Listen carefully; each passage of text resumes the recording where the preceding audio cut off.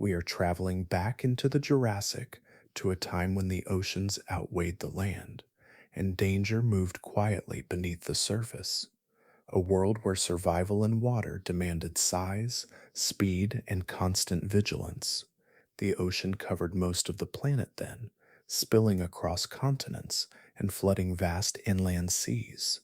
Warm waters stretched far from the equator, shaped by a restless climate that fed life at every level. From sunlit shallows to deeper, darker layers, dense food webs formed with little room for weakness. These conditions did more than support life. They selected for dominance. Predators emerged that could grow enormous, travel great distances, and control wide stretches of open water without pause. Some of the greatest hunters of this age never touched land at all.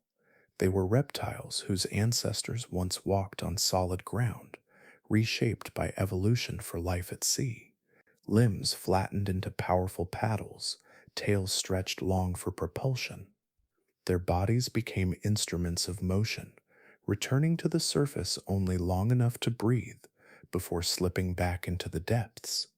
Their fossils tell a violent story. Stone preserves fractured bones, scarred jaws, and teeth marks that healed with time. These were not rare encounters or isolated struggles. They were signs of daily life in crowded seas, where entire ecosystems bent around a few dominant hunters. And yet the same water that sustained them also worked to erase them. Currents scattered their remains, depth hid their bones. Over millions of years, the rulers of these oceans faded from view. But how did these marine predators come to control so much of the Jurassic world? What kinds of animals could thrive in seas that erased their own history? How did warm waters and abundant prey shape bodies built for speed and power? And why did rulers of such scale fade so completely from human memory?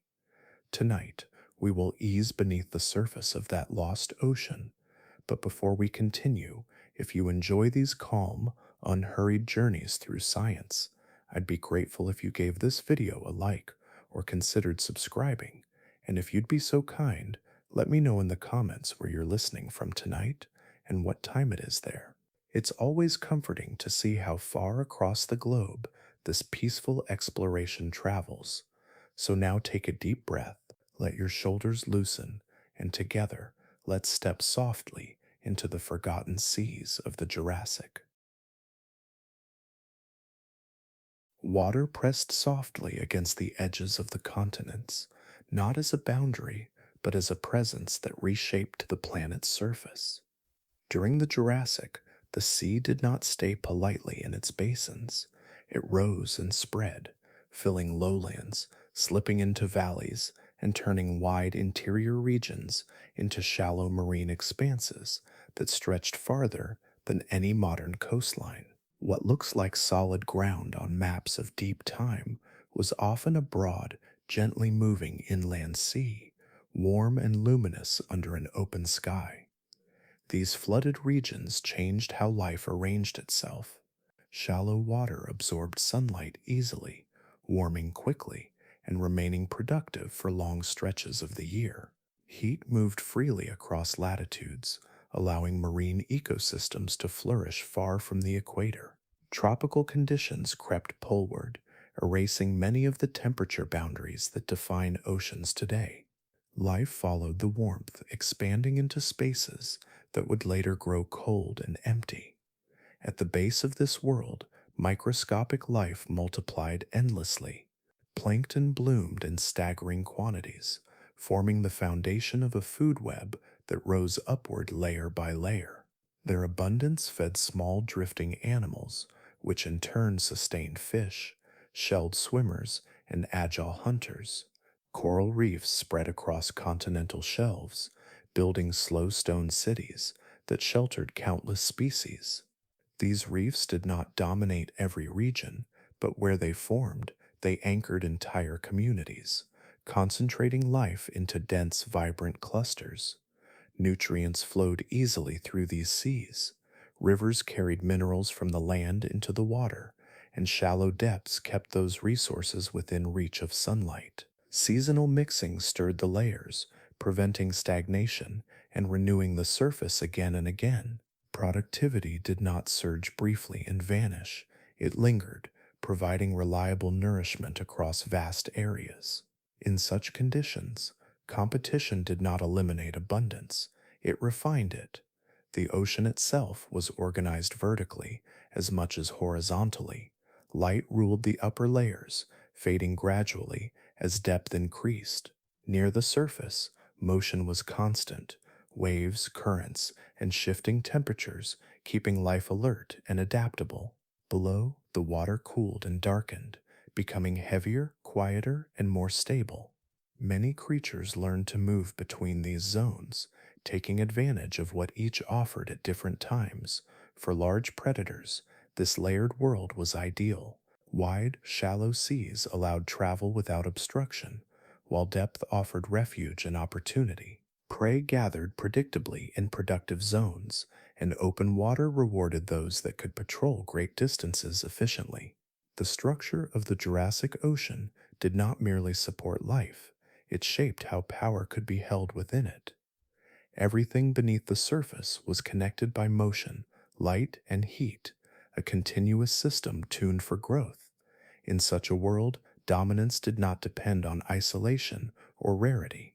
It emerged naturally from the steady generosity of the sea and from the layered environment that quietly favored those able to move through it with ease. Size did not appear suddenly in the Jurassic oceans. It accumulated slowly, layer by layer, carried forward by water that stayed warm and forgiving across much of the planet. Heat moved easily through shallow seas, reducing the metabolic cost of being large.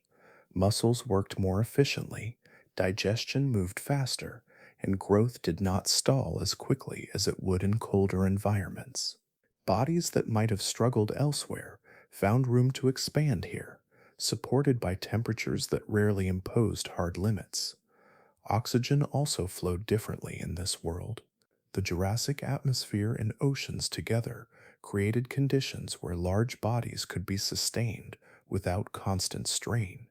Water carried dissolved oxygen into gills and lungs with relative abundance, allowing tissues to function farther from the heart and for longer periods without fatigue. Growth became less risky. Maintaining mass required energy, but energy was available, and the balance tipped in favor of animals that could afford to grow slowly and steadily over time. Food was the quiet engine behind this expansion. Prey did not arrive in brief pulses and vanish. It existed continuously, layered through the water column, replenished by plankton that bloomed again and again beneath the sun. This abundance softened direct competition. Predators did not need to crowd into the same niche or fight constantly for the same meals. Instead, they separated by strategy, by depth, by timing, and by body design. Some favored speed and pursuit, others patience and reach, others sheer power. Size allowed these differences to become more pronounced rather than more constrained. Open water rewarded this trend further. Without reefs or shorelines to break momentum, movement itself became an advantage. Large bodies carried mass that resisted sudden drag, allowing long, efficient glides through water that smaller animals could not match. Energy spent accelerating was recovered through endurance. Once moving, a giant could remain in motion with little effort, crossing wide distances while expending less energy per unit of mass than its smaller rivals. Speed emerged not only from muscle, but from scale.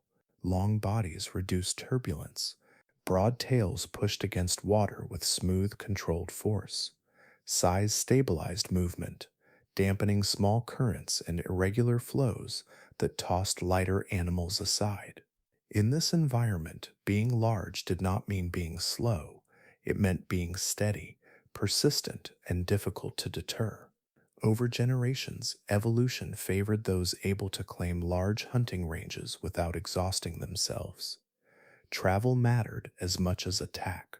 Predators that could patrol long stretches of sea encountered more prey, avoided depleted zones, and escaped regions of rising competition. Their bodies became instruments tuned for distance rather than bursts, for presence rather than surprise alone. The Jurassic Ocean did not demand giants, but it allowed them. Warm water, abundant oxygen, and reliable food quietly removed the penalties that usually restrain size. What emerged was not excess, but efficiency stretched across a larger frame.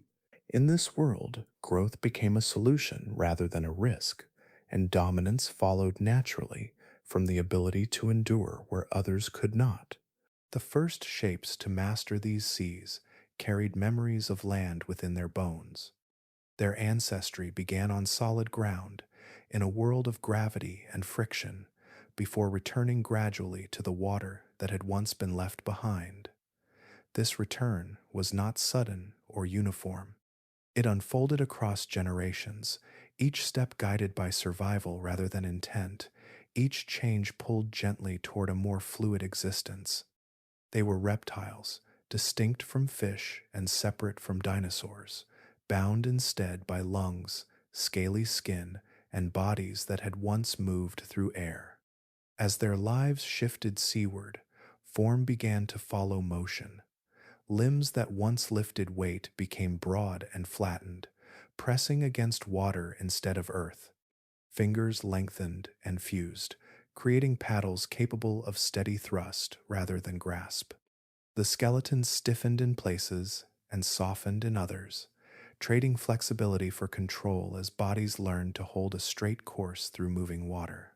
Tails grew longer and more powerful, becoming the primary source of propulsion.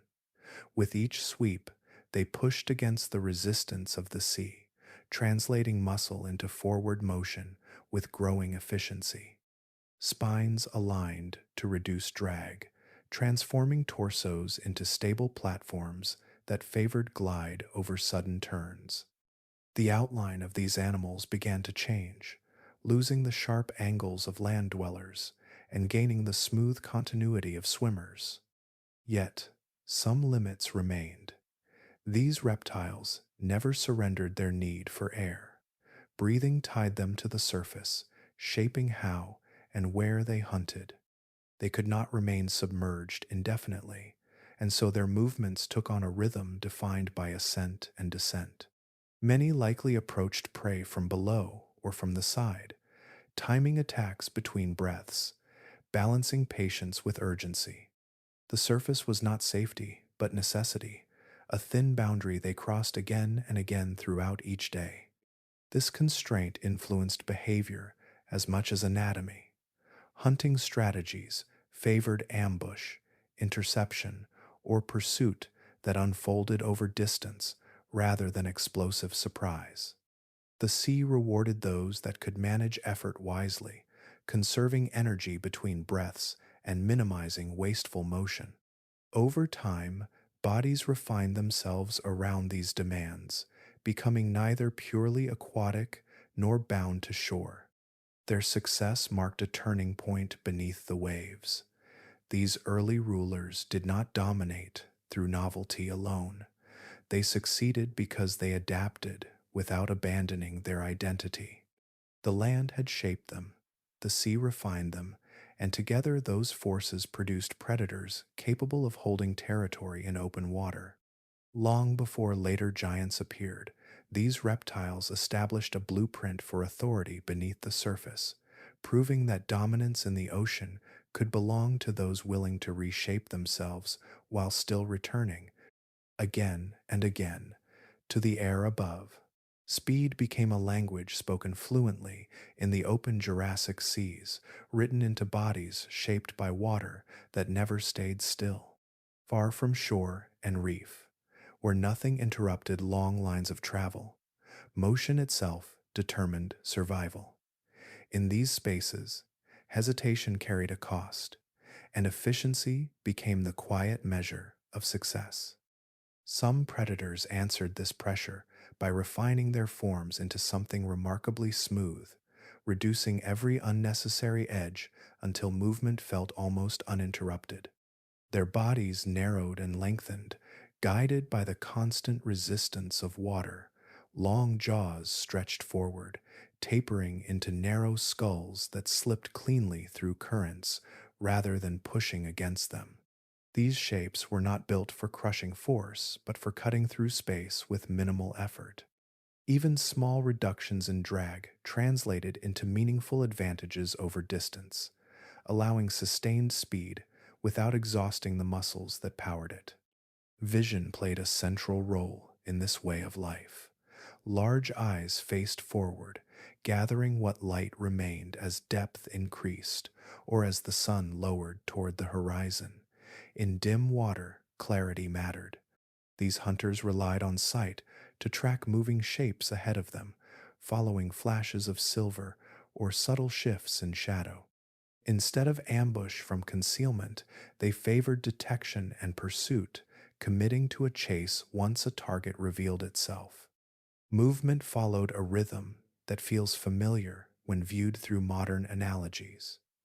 The spine flexed in smooth, controlled waves, transferring power from torso to tail without abrupt pauses. Limbs, now reshaped into steering surfaces, stabilized motion rather than driving it. The effect was a style of swimming that appears effortless, not hurried, where speed emerged from continuity rather than struggle. Though reptilian in origin, their motion echoed patterns seen today in marine mammals that patrol open water. This approach allowed hunting to unfold across wide distances. Prey was not cornered against obstacles but overtaken through endurance and precision. Once a pursuit began, escape depended on maintaining acceleration longer than the hunter could. Often, it could not. Speed narrowed the options available to prey, compressing the open sea into a temporary corridor where momentum favored the larger, more efficient swimmer. Such specialization did not isolate these predators from the rest of the ecosystem. Instead, it placed them in constant dialogue with it. Schools of fish responded by tightening formations and shifting direction rapidly. Squid-like animals relied on sudden bursts and inked confusion. Each adaptation was met by another, refining speed on both sides of the exchange. In the broad, unobstructed waters of the Jurassic, dominance could be claimed not only through size, but through the ability to move cleanly and persistently. These masters of open water turned distance into an advantage, transforming the sea itself into a space where motion defined authority and where survival belonged to those who could outrun the fading light ahead of them. Light entered the Jurassic seas gently, filtered and softened long before it reached the deeper layers. Sunlight that blazed across the surface quickly lost its strength as it passed through water, scattering and thinning until brightness became suggestion rather than certainty. Depth transformed illumination into gradients rather than edges, creating a world where seeing meant interpreting faint contrasts instead of clear forms. As water absorbed light, color slipped away in a predictable sequence. Reds vanished first, followed by oranges and yellows, leaving blues and muted greens to linger the longest. Shapes flattened as hues disappeared, and distance became difficult to judge. In this environment, vision did not offer crisp detail. It offered timing, movement, and subtle shifts that hinted at life nearby. Success depended on recognizing what did not belong to the background. Many Jurassic marine predators responded by enlarging the windows through which they viewed this dim world. Large eyes gathered available light more efficiently, increasing sensitivity rather than sharpness. The goal was not precision, but awareness. A faint silhouette crossing a lighter patch of water, a shimmer against darkness, or a sudden change in direction could signal opportunity. Vision became a tool for anticipation rather than conformation. These adaptations shaped daily rhythms beneath the surface. Dawn and dusk held particular importance when light levels balanced contrast without overwhelming it. At these times, prey that relied on camouflage lost some of its advantage, while hunters tuned to low light found conditions ideal. Shadows stretched, outlines softened, and movement stood out more clearly against shifting layers of illumination. Feeding patterns followed these transitions, aligning activity with the narrow windows when sight worked best. Vision also guided spatial choices. Some species remained closer to the surface, where light persisted longer and distances could be judged with greater confidence. Others slipped deeper, operating at the edges of visibility, trusting enlarged eyes to detect motion where brightness failed. Depth was not merely vertical space, but a spectrum of visual conditions that influenced where predators lingered and when they moved. Over time, reliance on sight shaped anatomy beyond the eyes themselves. Skull proportions adjusted to accommodate larger sockets. Neural pathways supporting visual processing expanded, favoring rapid interpretation of incomplete information. Vision did not operate alone, but it often set the initial terms of engagement, determining when a chase began or when an approach remained cautious and measured. In these ancient oceans, seeing did not mean clarity. It meant sensitivity to change within a constantly shifting field.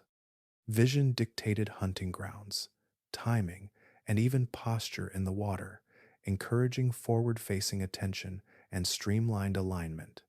Long before sound or complex sensory systems played dominant roles, light, however limited, quietly guided behavior. The Jurassic Sea was never uniformly bright or dark. It existed in between, filled with gradients that rewarded those able to navigate uncertainty. For predators that mastered vision under these conditions, the fading of color and light became less an obstacle and more a structure, shaping how and where life unfolded beneath the surface. Motion became a requirement rather than a choice for some inhabitants of the Jurassic seas. Their bodies were shaped around the assumption of movement, as if stillness itself carried consequences. In open water, where currents drifted and depth waited below, remaining in place offered little advantage. For these hunters, traveling forward was the most stable state they could occupy. Their anatomy reflects this quiet obligation. Streamlined torsos reduced resistance, allowing momentum to carry them farther with each effort.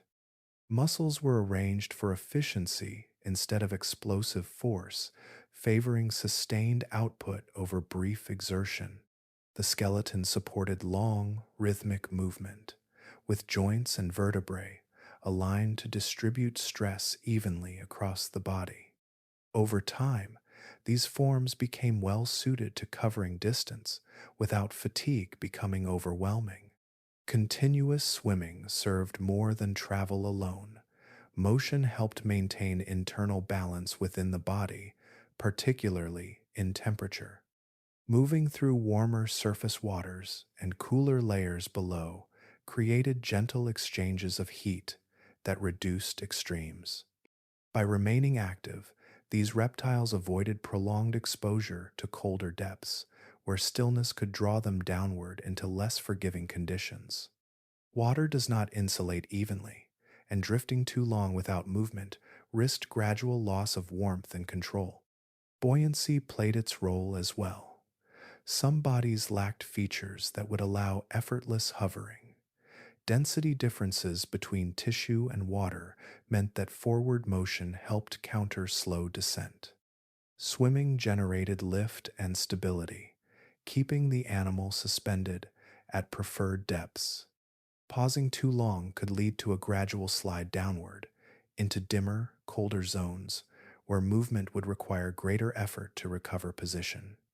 Motion kept these hunters exactly where they needed to be. This constant travel reshaped behavior. Life unfolded as a long path rather than a series of stops. Feeding, breathing, and navigation occurred while in motion, woven seamlessly into the act of swimming itself. Even rest took on a different quality, becoming a state of reduced effort rather than complete stillness. Muscles relaxed without fully disengaging, and the body continued to glide forward on stored momentum. The ocean rewarded this endurance. Prey was encountered not by waiting, but by passing through space persistently, allowing opportunities to arise naturally along a wide route.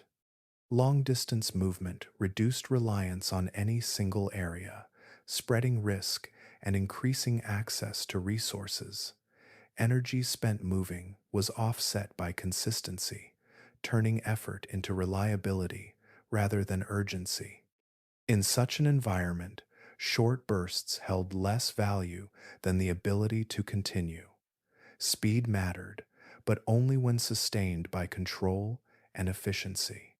These hunters thrived not because they could accelerate briefly, but because they could remain present in the open sea without interruption. The Jurassic Ocean, vast and layered, favored those who accepted motion as a constant companion, shaping bodies and lives around the steady rhythm of swimming that never truly ceased. In certain corners of the Jurassic seas, a different solution took shape, one that did not rely on speed or endless motion, but on reach and restraint. Where water was calm enough to reward patience, some predators began to stretch themselves in an unexpected direction. Their bodies did not shorten or compact.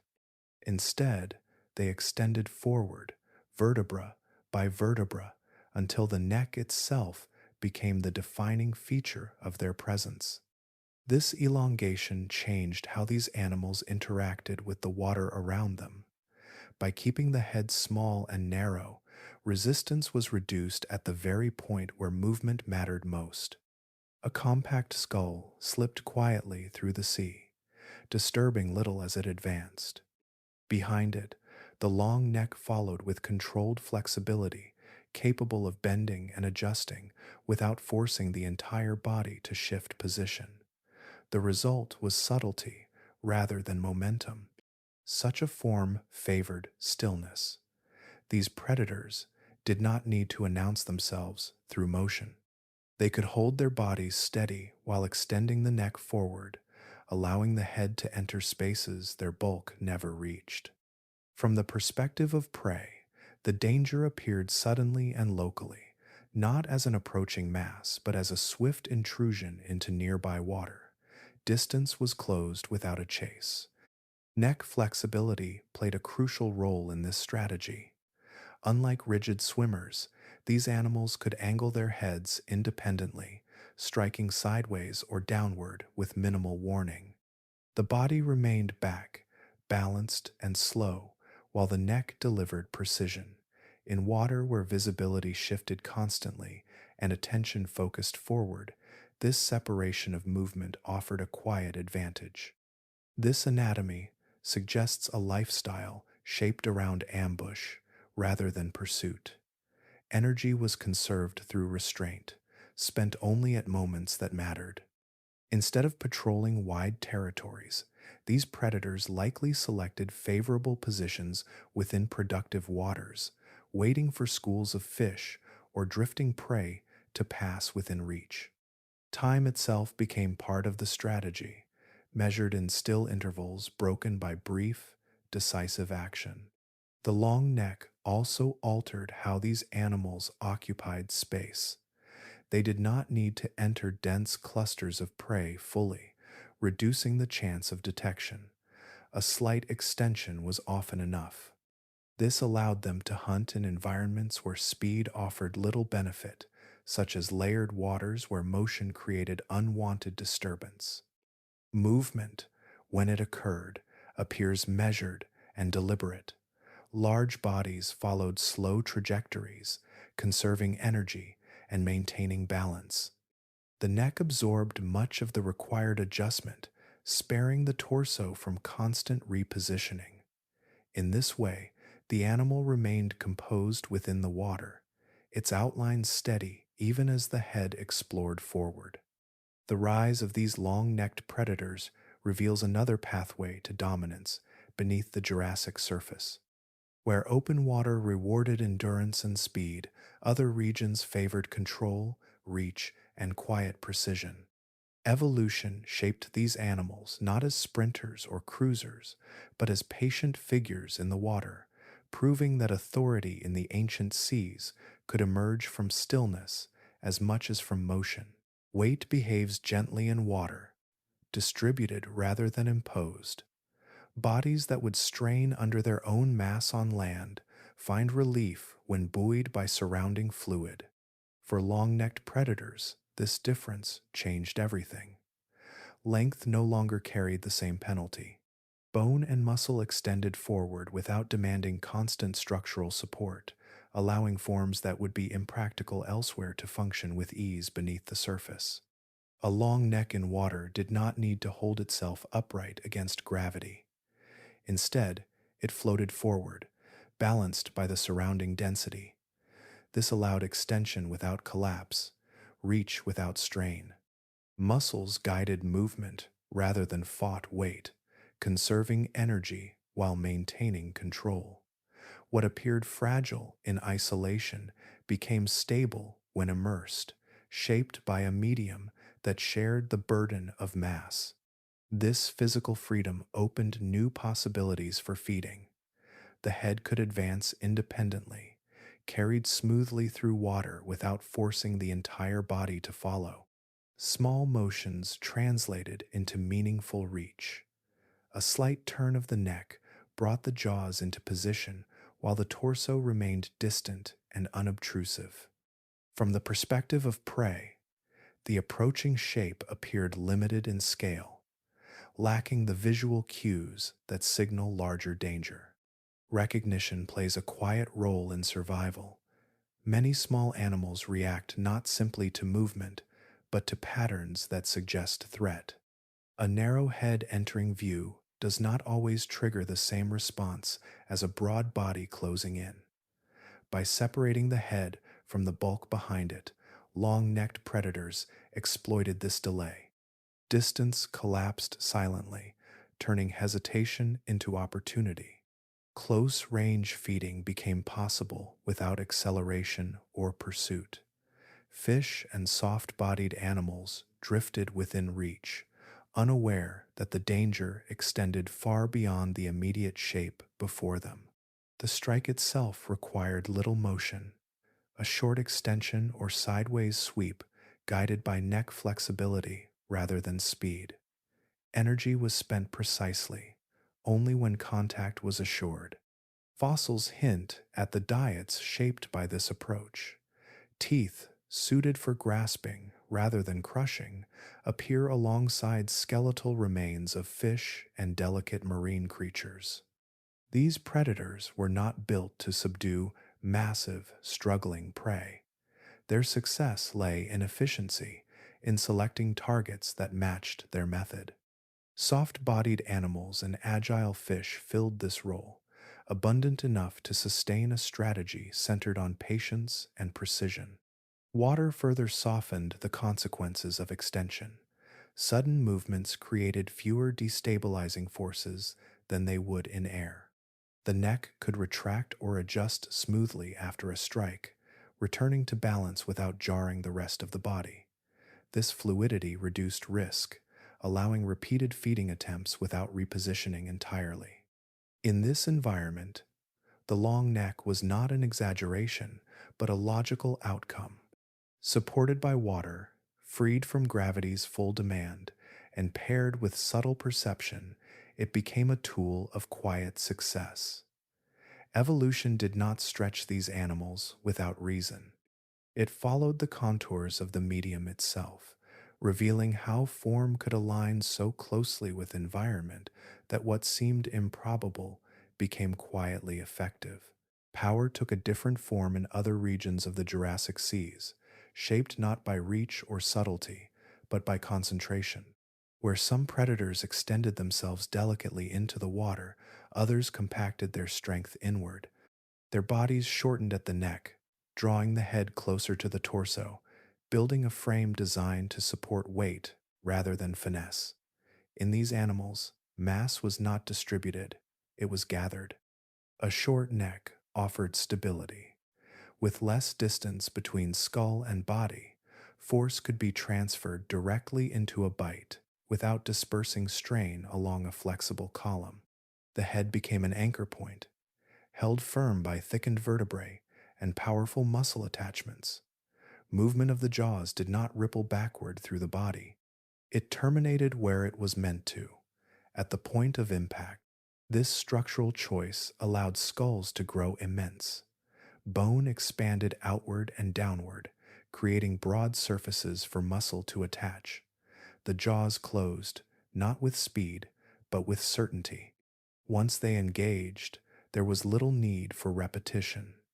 These predators did not rely on chasing down small targets or striking repeatedly. They selected prey that justified the effort of such force. Teeth reflect this role clearly. Thick, conical, and deeply rooted, they resisted fracture under stress. Instead of slicing, they punctured and gripped, holding struggling bodies in place while pressure increased. Breakage was costly in a world where replacement took time, so durability mattered more than sharpness. These teeth endured contact with bone, armor, and resistance without failing easily. Hunting large prey demanded this kind of equipment. Fish alone could not sustain such mass. These predators targeted animals capable of fighting back, creatures whose size and strength required restraint rather than speed. Encounters were brief but decisive. Once seized, escape became unlikely. The short neck prevented excessive leverage from prey movement, reducing the chance of injury during the struggle. Body posture complemented this approach. With the head held close, balance remained steady even when prey twisted or thrashed. The torso absorbed shock without destabilizing the animal's position in the water. Momentum mattered less than control. These hunters did not need long approaches or extended pursuits. They relied on presence, waiting for opportunities where power could resolve the encounter quickly. This strategy shaped behavior across their lives. Territories centered around areas where large prey passed or gathered, rather than open corridors of movement. Energy was stored rather than spent continuously, released in moments that mattered most.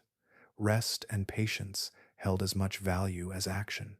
In the layered Jurassic Ocean, such predators filled a role defined by finality. Their design did not ask for speed or subtlety. It answered a different question, one about how force could be applied efficiently beneath the surface. By shortening the neck and enlarging the skull, evolution created hunters capable of ending struggles rather than prolonging them, adding another distinct form of dominance to the crowded seas. Stone carries its own memory, quieter than water yet far more patient. In scattered fragments pulled from ancient seabeds, the story of Jurassic violence appears not as spectacle, but as residue, impressed into bone and held there long after flesh and motion vanished. These remains do not speak of single moments frozen in time, but of lives marked repeatedly by contact with force. Along the edges of ribs and flanks, deep gouges cut through layers of hardened tissue. Some fractures radiate outward, showing where pressure exceeded the strength of bone. The patterns are uneven, purposeful, and unmistakably made by teeth. They do not resemble the clean breaks caused by settling sediment or the slow cracking of age. They carry direction, depth, and intent. Among these marks, healing tells a quieter chapter. Bone that has thickened around a wound shows that the animal survived the encounter. Tissue repaired itself slowly, sealing damage inflicted weeks or months earlier. Such fossils suggest repeated contact between predators, clashes that did not always end in death. Survival required resilience, and many individuals carried the evidence of earlier escapes beneath restored surfaces. Other remains reveal a different ending. Fractures that interrupt vital structures, crushed vertebrae, or punctures without signs of repair indicate fatal encounters. In these cases, the struggle ended before recovery could begin. The sea did not pause to preserve these moments. Instead, it allowed them to settle, capturing only the final pressure that closed the interaction. Spacing between bite marks offers another layer of insight. The distance between punctures can be measured, compared, and scaled against known anatomy. From this, jaw width and head size can be inferred with quiet confidence. These estimates do not rely on imagination, but on correspondence between wound and form. Even without a full skeleton, the presence of a larger attacker can be traced through the geometry of injury alone. Some marks appear on bones that themselves belonged to large predators. Thick ribs, dense limb elements, and reinforced skull fragments show signs of attack.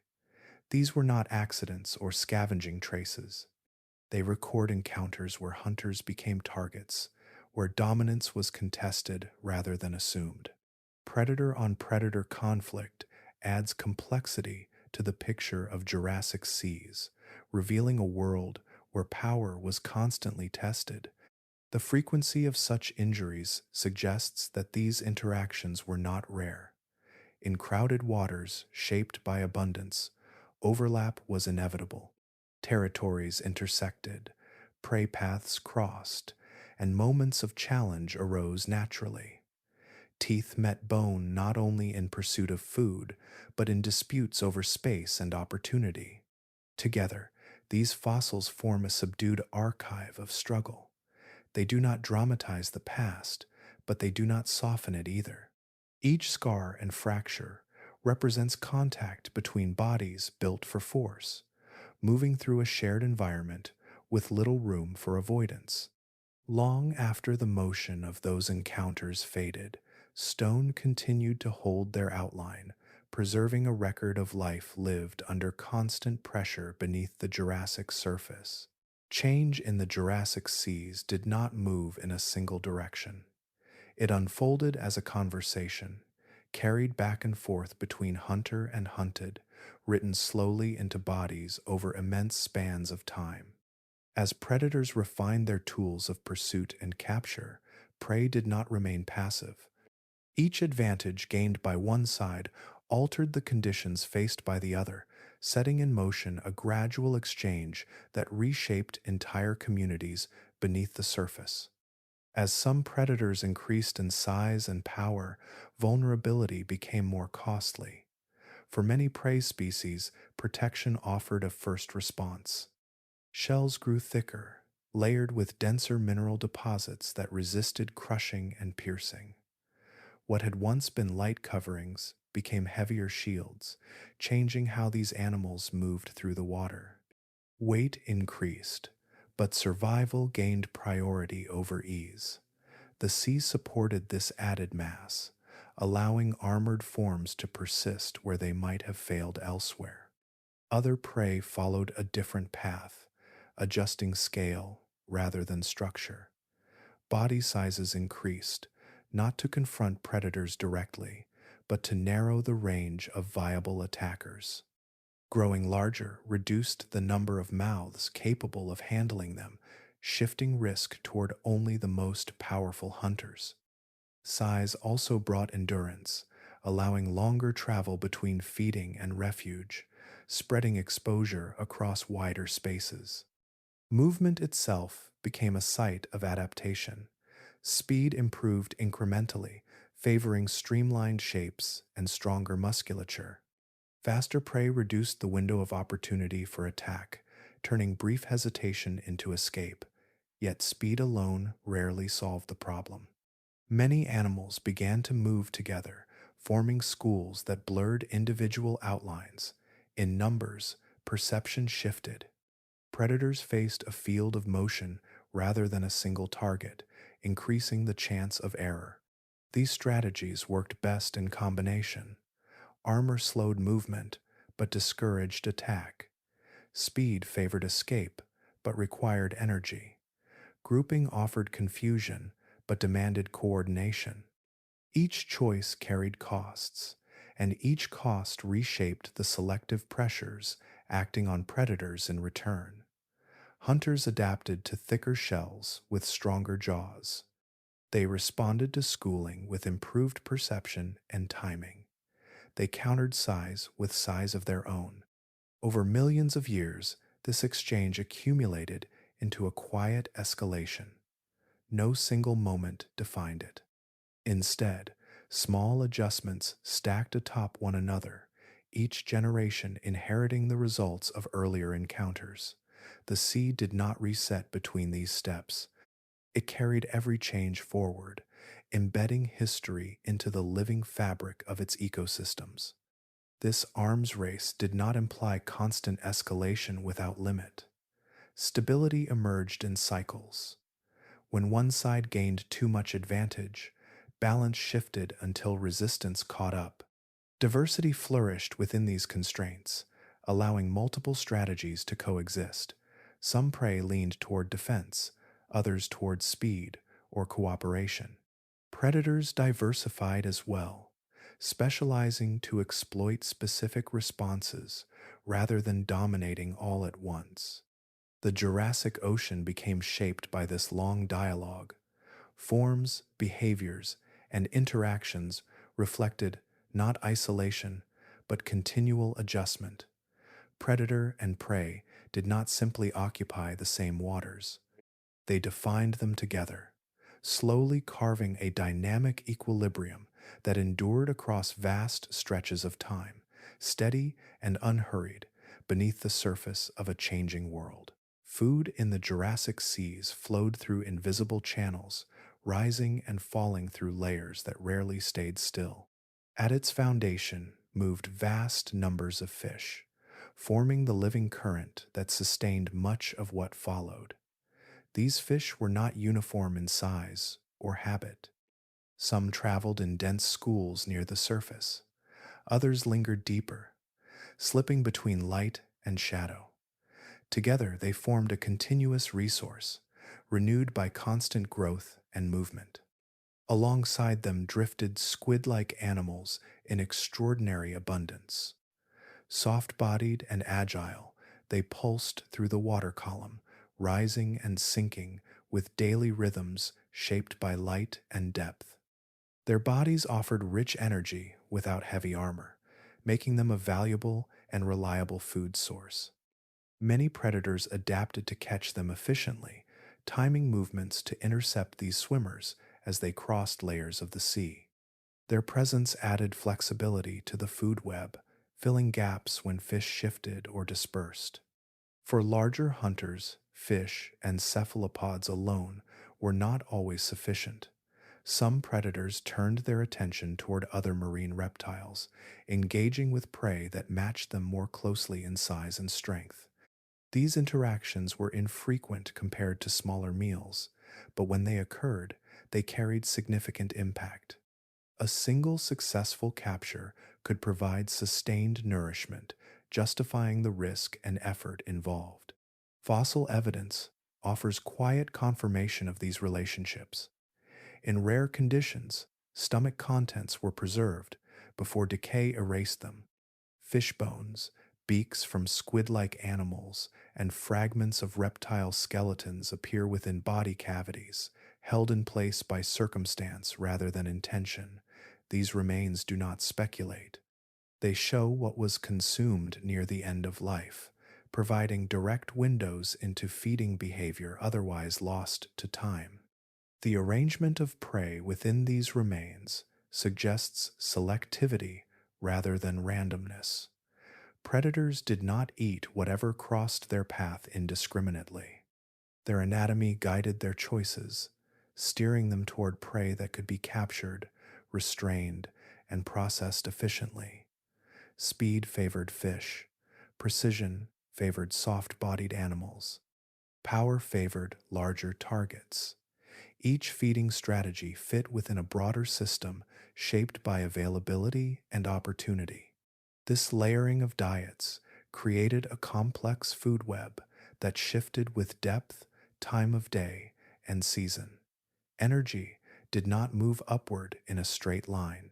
It looped, diverted, and rejoined, carried by animals that occupied multiple roles throughout their lives. Juveniles fed low on the chain before becoming prey themselves. Larger predators moved between tiers, altering their diets as bodies and demands changed. No single species defined this system.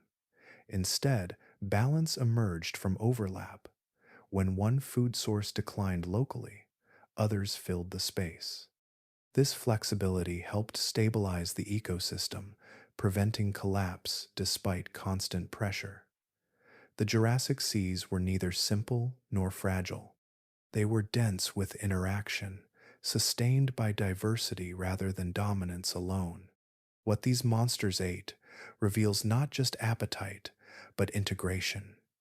Each predator was bound into a wider structure, dependent on countless smaller lives moving through the water around it, feeding linked bodies across size and shape, weaving them into a layered network that made the ancient ocean both resilient and restless beneath its surface. Spiral forms drifted through the Jurassic seas in numbers so vast they reshaped the background of life itself. Ammonites moved quietly through the water, their coiled shells catching light as they rose and sank with gentle control. They were not dominant predators, nor passive debris, but a steady presence woven into nearly every layer of the ocean. Their movement linked surface waters to deeper zones, carrying energy upward and downward in constant circulation. The evidence of their abundance remains scattered across the planet. Jurassic rocks are filled with their shells, pressed into limestone and shale in repeated layers. These impressions appear far from ancient shorelines and deep within former seas, marking how widely they traveled. Each shell recorded growth in subtle ridges, a slow expansion that mirrored the conditions of the water around it. Together, these countless remnants form one of the most reliable records of ancient marine life. Ammonites occupied a crucial position in the food web. They fed on smaller organisms, converting planktonic energy into dense, mobile nourishment. Their size varied widely, from small forms easily swallowed to larger individuals that required effort and intent to capture. This range made them accessible to many predators, from agile hunters to those built for power. They were dependable prey, present in seasons and depths that aligned with countless feeding strategies. Their abundance offered stability. Predators could rely on ammonites when other food sources shifted or dispersed. This reliability allowed larger hunters to grow and persist, supported by a resource that regenerated quickly and moved through the same waters they patrolled. In this way, ammonites quietly underwrote much of the visible drama among larger animals, sustaining systems that appeared independent but were deeply connected to these drifting forms. The shape of ammonites also influenced how they were consumed. Their shells provided protection, but not invulnerability. Some predators developed techniques to crush or pry, while others targeted softer tissue exposed during movement. Shell fragments found alongside predator remains suggest repeated interaction, a long familiarity between hunter and prey that shaped both behavior and anatomy. When ammonite populations declined, the effects rippled outward. The causes varied across regions and time, tied to changes in ocean chemistry, temperature, and circulation. As their numbers fell, the dependable flow of energy they provided weakened. Predators that relied heavily on them faced pressure, adjusting diets or shrinking ranges. Other prey species expanded into the space left behind, altering the balance established over millions of years. These shifts were gradual rather than catastrophic. Ecosystems adjusted, redistributing roles and connections. Yet the loss of such a widespread and abundant group left a quiet absence, visible only in hindsight. Shells became less common in younger layers of rock, marking a transition rather than an end. The story of ammonites is one of influence without spectacle. They did not rule the seas through force or speed. Instead, they sustained them through presence.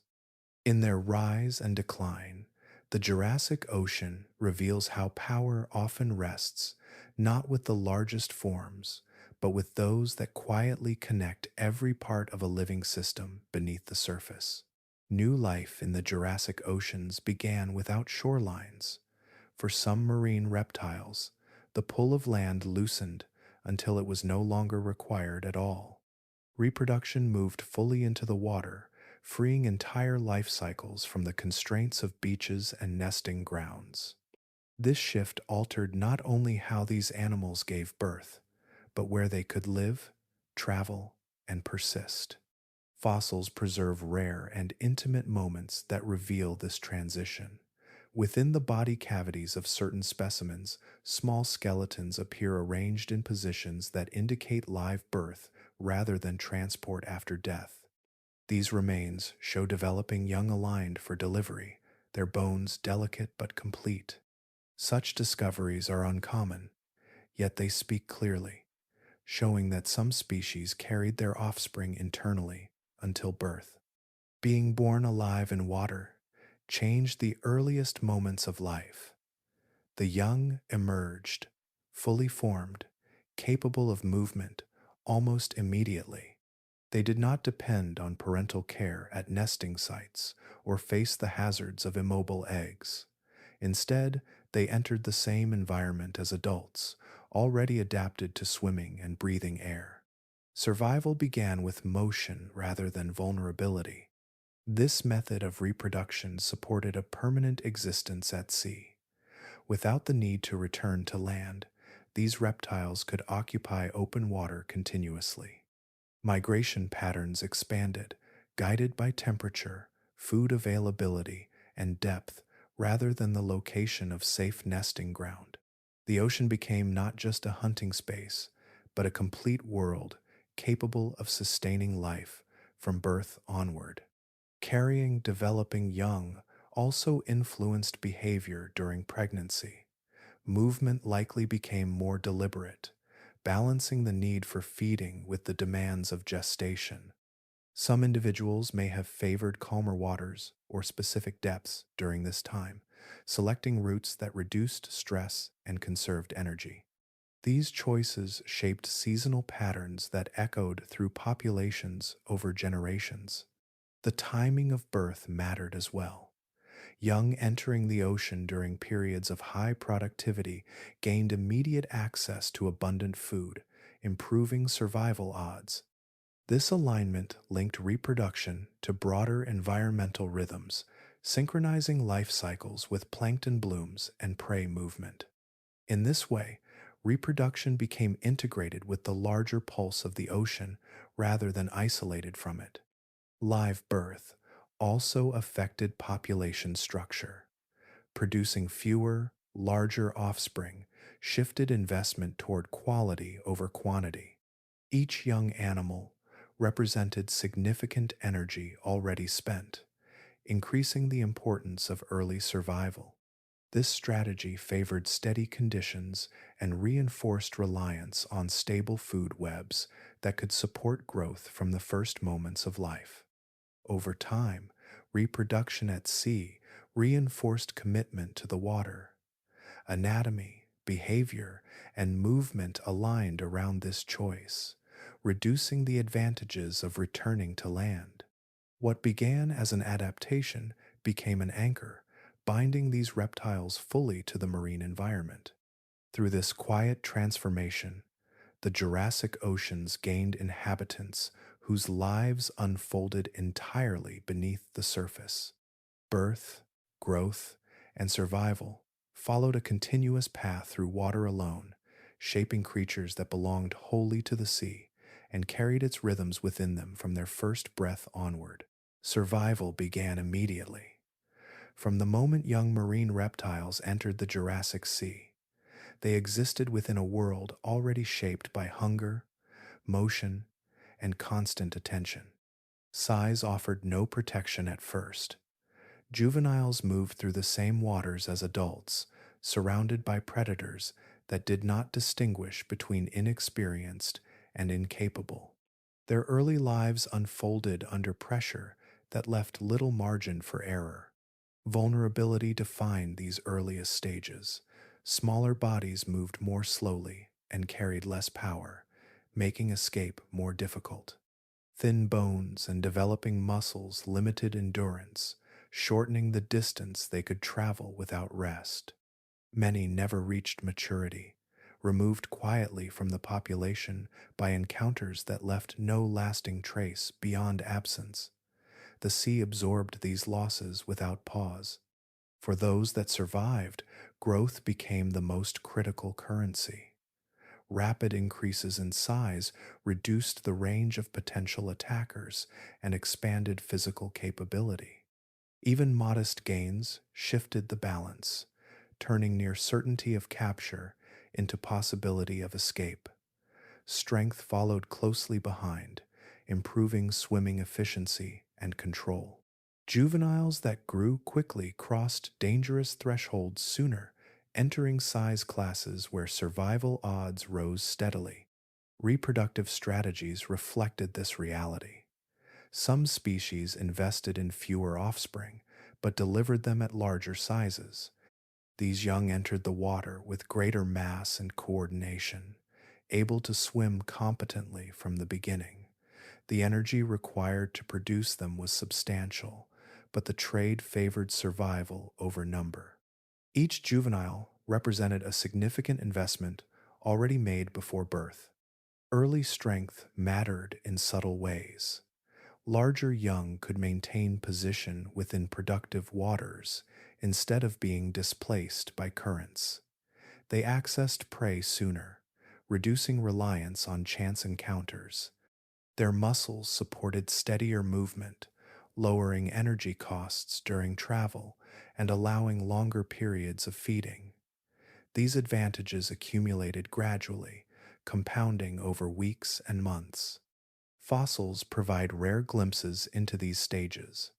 Size ranges preserved within the same species reveal sequences of growth rather than uniform adulthood. Small, partially ossified skeletons appear alongside intermediate forms, marking distinct life phases. Differences in bone texture and proportion show how bodies changed over time, recording the passage from vulnerability to competence. Patterns within these remains suggest that survival was uneven. Some size classes appear sparsely represented, hinting at stages when mortality peaked. Others show greater abundance, reflecting periods when juveniles had crossed into safer territory. These gaps and clusters form a quiet outline of risk spread across early life. Juveniles were not passive participants in their fate. Behavior likely shifted with growth, adjusting depth, timing, and movement as abilities improved. Early on, remaining near cover or within groups may have offered limited protection. As size and strength increased, exploration widened, and caution gave way to confidence born of physical capability. Through these gradual transitions, survival filtered populations continuously. The sea did not offer forgiveness, but it rewarded momentum. Those that grew efficiently and crossed early thresholds persisted, carrying their species forward. In this way, danger shaped not only mortality, but the very pace and pattern of life itself, quietly determining which young would one day join the ranks of the ocean's established hunters. The sea did not hold a single temperature. Even when its surface appeared calm and uniform, warmth thinned gradually with depth, slipping away as sunlight weakened and water grew heavier. For animals living within this vertical space, temperature became a quiet guide, shaping movement not across distance, but through depth. The ocean offered choices stacked above and below one another, and daily life unfolded by drifting between them. Many Jurassic marine reptiles likely followed these thermal gradients with steady regularity. Warmer, shallower waters supported faster metabolism, quicker digestion, and more active feeding. Prey gathered there in greater numbers, drawn by productivity and light. Entering these zones during favorable periods allowed predators to take advantage of abundance without remaining exposed for too long. Feeding became an event tied closely to warmth and depth rather than location alone. As conditions shifted through the day, movement followed. Deeper water offered cooler, more stable temperatures that reduced energy demands. In these layers, activity slowed without stopping entirely. Rest was not complete stillness, but a lowering of pace, a transition into water that absorbed heat and quieted motion. By retreating downward after feeding, animals conserved resources while remaining within reach of the surface above. This vertical travel reduced pressure on shared hunting grounds. Instead of crowding the same spaces continuously, predators separated themselves through time and depth. Those adapted to cooler conditions lingered below longer, others returned upward sooner. Even small differences in tolerance created patterns of use that limited direct overlap, allowing multiple species to share productive regions without constant conflict. Temperature also shaped bodily limits. Muscles performed differently depending on surrounding water, influencing how long an animal could remain active before efficiency declined. Movement through depth allowed individuals to fine-tune these limits daily, matching effort to environment. Over long periods, such behavior became embedded, turning vertical movement into a rhythm as dependable as breathing. These habits left subtle traces in the fossil record. Remains are not distributed evenly through ancient sediments. Instead, they cluster in certain layers, reflecting where bodies were more likely to sink and settle. Animals spending more time in deeper water were more likely to be preserved there, especially if death occurred during rest. Others, feeding and moving near the surface, left fewer remains unless conditions aligned perfectly. The pattern of preservation echoes behavior rather than abundance alone. Shallow water hunters may appear less common simply because their remains were scattered or destroyed before burial. Deeper dwelling phases, quieter and more stable, favored preservation. Over time, this skewed the snapshot left behind, emphasizing some lifestyles while muting others. Daily movement through temperature and depth was not dramatic or hurried. It unfolded gently, guided by gradients rather than boundaries. These vertical journeys allowed Jurassic marine reptiles to balance energy, reduce competition, and navigate a layered world without leaving it. The ocean did not require constant motion across great distances to shape life. Sometimes, moving up and down through a few degrees of warmth was enough to structure entire days, and, eventually, the records those days left behind. Death rarely brought stillness in the Jurassic seas. When large marine reptiles died, their bodies entered an environment that resisted preservation at every step. Water did not hold them in place. It carried them downward, shifted them sideways, and slowly dismantled them through processes that worked quietly and persistently. The ocean treated remains not as records to be saved, but as material to be reused. As a body sank, decomposition began almost immediately. soft tissues broke down, releasing gases that could briefly alter buoyancy before escaping into the surrounding water. This unstable balance often caused remains to rise and sink repeatedly, drifting away from the place of death. Each movement increased exposure to currents, scavengers, and physical stress, ensuring that the path toward disassembly began long before bones reached the seafloor. Scavengers played a significant role in this dispersal. Smaller animals fed on exposed tissue, removing connections that held skeletons together. Limbs separated first, followed by skulls, vertebrae, and ribs. What might seem like deliberate destruction was simply feeding, an ordinary part of the ecosystem. Yet, with every bite, the chance of a complete skeleton surviving diminished further. Currents completed what scavengers began. Bones, once freed, behaved independently. Dense elements settled quickly, while lighter pieces traveled farther, carried by slow but relentless movement of water. Over time, this separation scattered remains across wide areas. A single animal could be divided into fragments preserved in entirely different layers of sediment, never to be recognized as belonging together again. Even when bones reached the seabed, preservation was not guaranteed. Shifting sediments could bury them too slowly, leaving them exposed to erosion or further disturbance. Chemical conditions in the water influenced whether bone dissolved or hardened, adding another layer of uncertainty.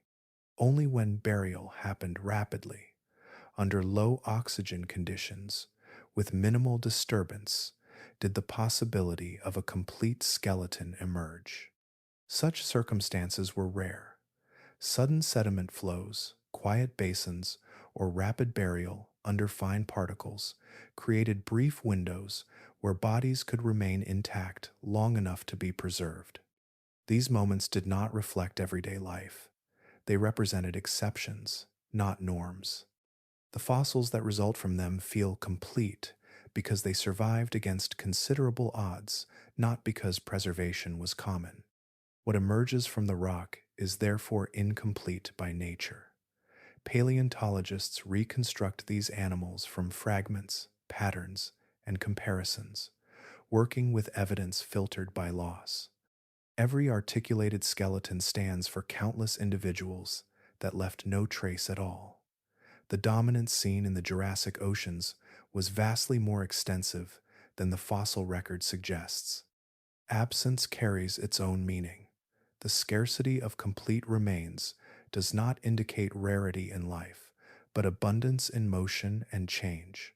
The sea excelled at recycling, ensuring that most bodies returned quickly to the system that sustained them. What we uncover today represents only interruptions in that cycle, brief moments when conditions aligned just long enough for bone to escape erasure. In this way, the Jurassic oceans remain mostly hidden, their true scale known only through the fragments they reluctantly allowed to endure. Sound behaved differently in the Jurassic seas, moving with ease through water that carried vibrations far beyond the reach of light. Pressure waves traveled smoothly, bending around bodies and slipping through layers of depth without fading quickly. Yet the presence of sound did not mean it was experienced in familiar ways. The sensory world beneath the surface followed rules unlike those of modern oceans. The animals that ruled these waters lacked the refined hearing structures seen in many marine creatures today. There were no external ears, no specialized chambers tuned for interpreting distant calls. Instead, perception relied on the body itself. Dense bones, skin, and internal tissues received vibrations directly, translating movement into awareness. Information arrived not as distinct sounds, but as shifts in pressure and motion passing through water and flesh together. This favored sensitivity to change rather than recognition of specific signals. The approach of another animal altered the surrounding medium, creating subtle disturbances that traveled outward. These disturbances were felt rather than heard, registering as movement within the water itself. A nearby swimmer announced its presence through displacement long before contact occurred, whether predator or prey. Vibration became especially important close to the body. Sudden accelerations, tail strokes, and changes in direction sent ripples outward that attentive animals could detect. Even without sight, these cues revealed size, speed, and intent. The ocean became a place where motion spoke constantly, even when vision failed and sound carried no distinct voice. Despite this, the Jurassic seas were not devoid of acoustic activity. Water shifting across shells, bodies, and reefs generated background noise, soft and persistent. Breaking waves and currents added low, steady rhythms. Life existed within this textured environment, surrounded by continuous signals that blended into a quiet but active field. Silence, as it exists in air, had little meaning here. Sensory systems adapted accordingly. Rather than focusing on distant communication, perception centered on proximity and immediacy. Awareness sharpened around the present moment, tuned to what moved nearby rather than what called from afar. This shaped behavior, favoring caution, alignment with currents, and sensitivity to changes in flow. It also reduced reliance on long range signaling, keeping interactions grounded in physical presence. This sensory framework influenced hunting and avoidance alike. Predators learned to minimize unnecessary motion, approaching prey without broadcasting intent through excessive vibration. Prey refined their ability to sense subtle disturbances, reacting before contact was visible. Both sides participated in a constant exchange of movement and response, conducted through the shared language of water itself. Compared to modern seas filled with clicks, calls, and layered communication, the Jurassic Ocean feels subdued. Yet it remained deeply informative. Perception did not depend on loudness or clarity, but on texture and timing. Life responded to the shifting field around it, interpreting the smallest changes as meaningful information. In this way, the ancient ocean shaped minds and bodies around sensation rather than sound. Awareness flowed through movement, pressure, and proximity, forming a sensory world that feels unfamiliar now. Beneath the surface, communication unfolded quietly, carried by water that connected every motion into a continuous, living signal. Change arrived quietly in the Jurassic oceans, not as a sudden break, but as a gradual loosening of what had once held everything in balance. The water still moved, predators still patrolled, and familiar shapes continued to glide through layered depths. Yet beneath this apparent continuity, conditions were beginning to drift away from the patterns that had supported long dominance. Ocean chemistry shifted first in subtle ways. The composition of seawater responded to changes on land and in the atmosphere above, altering nutrient flow and oxygen distribution. These adjustments did not erase life, but they nudged it. Some regions grew less productive, others more variable, disrupting the dependable rhythms that many species relied upon. Food webs stretched and thinned, becoming less predictable across space and time. Sea levels also changed their long-held positions. Shallow inland seas that had once expanded across continents slowly retreated or transformed. Coastlines migrated, currents redirected, and familiar hunting grounds fractured into new shapes. What had been continuous corridors of movement became broken landscapes of depth and distance. Animals adapted, but adaptation carried costs. especially for those whose bodies were shaped for specific conditions that no longer held steady. As environments shifted, new competitors entered the scene. Marine reptiles continued to evolve, but so did other groups, exploring roles that overlapped with established hunters. Some were smaller, more flexible, or faster to reproduce. Others exploited emerging niches created by environmental change. Competition increased not through direct confrontation alone, but through gradual crowding of ecological space. Ecosystems responded by reorganizing themselves. Energy flowed along new routes as prey populations adjusted to altered conditions.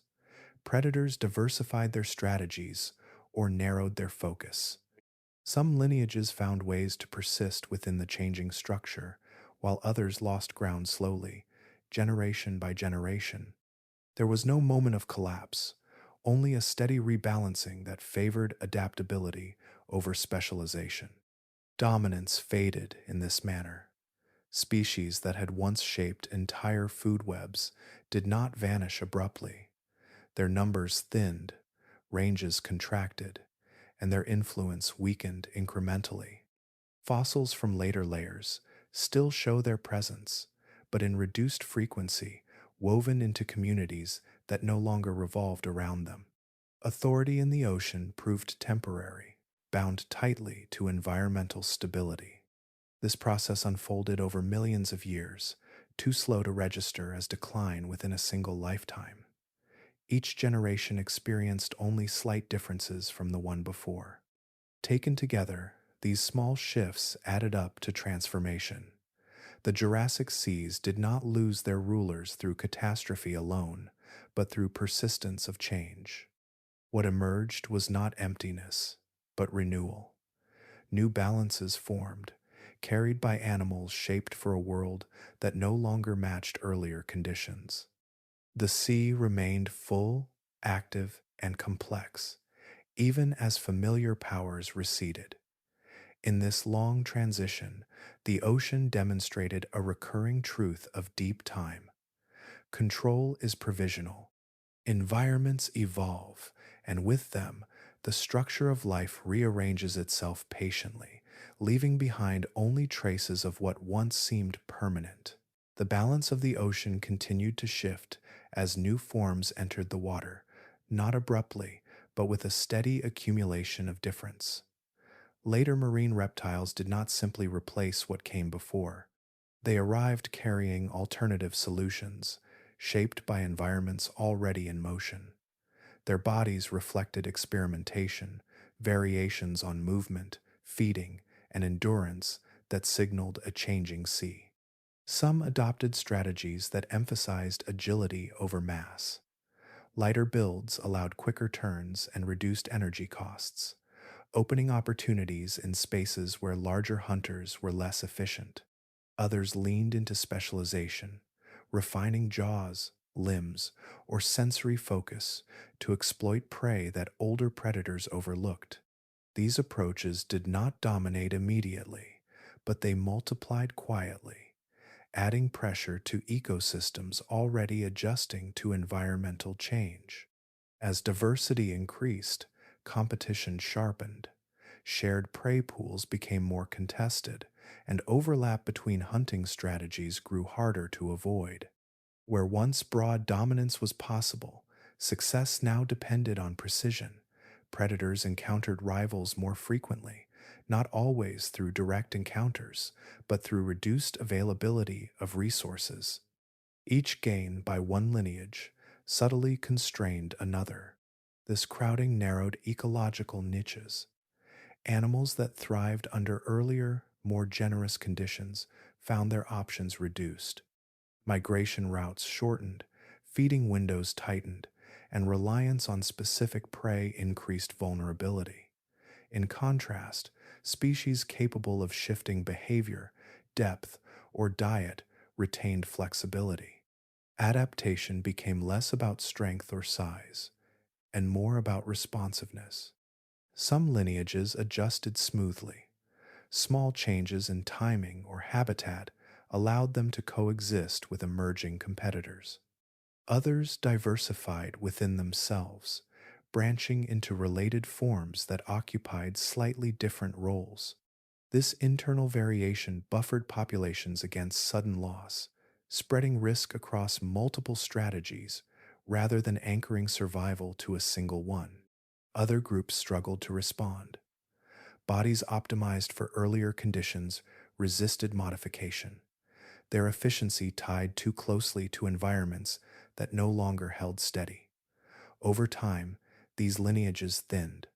Their fossils appear less frequently, their presence quieter within mixed assemblages. Decline unfolded without spectacle, marked more by absence than by clear endpoints. Evolution favored flexibility in this shifting landscape. Traits that allowed adjustment without wholesale redesign proved valuable. Behavioral adaptability, moderate body size, and broader diets offered resilience. The ocean did not reward perfection, but tolerance, the ability to function across a range of conditions without breaking. As new predators settled into the sea, the structure of marine life grew more complex, authority fragmented. Instead of a few dominant forms shaping entire systems, influence spread across many actors, each exerting limited control. This diffusion did not weaken the ocean, but stabilized it, reducing reliance on any single lineage. Through this gradual redistribution, the Jurassic seas continued their quiet transformation. The arrival of new predators did not erase what came before, but layered fresh possibilities atop an already intricate world. Those that bent with change endured. Those that could not faded gently into the background, leaving behind a record of forms shaped for a moment that slowly passed. Loss in the Jurassic seas unfolded quietly, without clear boundaries or sudden absence. Many of the predators that once shaped these waters did not disappear in moments of crisis. Instead, their presence softened over time, becoming less frequent, less dominant, and eventually rare enough to fade into the background of an evolving world. Life continued around them as their influence slowly diminished. Population decline rarely announces itself.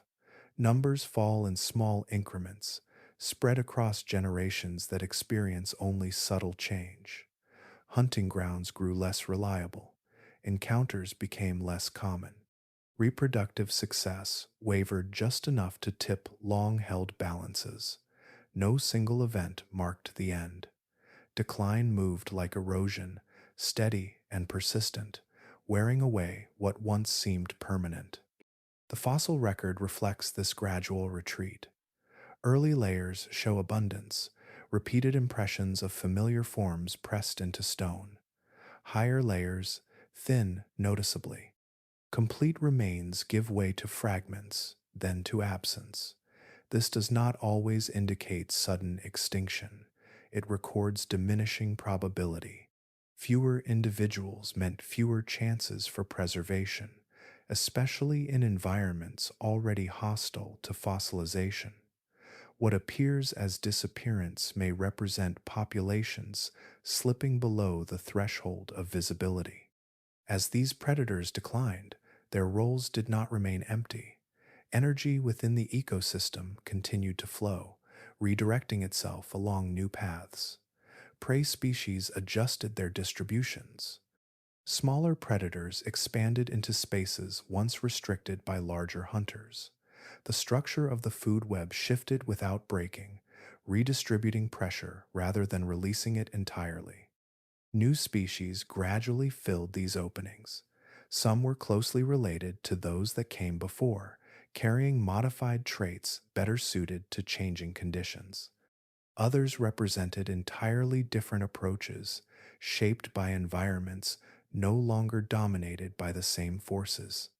They did not replace extinct animals directly, but they assumed similar functions over time, maintaining continuity within the ecosystem. This process lacked spectacle.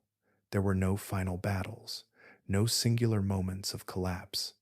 Instead, dominance dissolved into complexity. Authority fractured, spread across multiple lineages that shared influence rather than concentrating it.